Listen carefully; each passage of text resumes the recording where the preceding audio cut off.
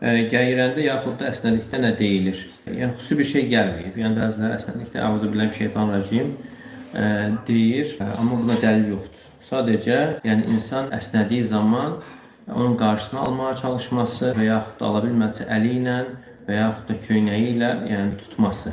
Hətta namazda belə tutması xuşunu artıran səbəblərdən alimlər gətirir. Və gəyirmə haqqında da yəni Peyğəmbər sallallahu aleyhi və səlləm biri gəyirdiyi zaman səslə "Əmsik aleykə cüşəək", yəni gəyirməyini saxla. Yəni insan hətta gəlsə belə onu belə səslə çıxartmamalı. Sonra deyir ki, dünyada tox olanlar axirətdə ac olacaqlar. Yəni gəyirməyin əsas səbəblərindən biri insanın əsas yeməyinə görədir. Bəzən də ola bilir, yəni xəstəlik olaraq da olsun.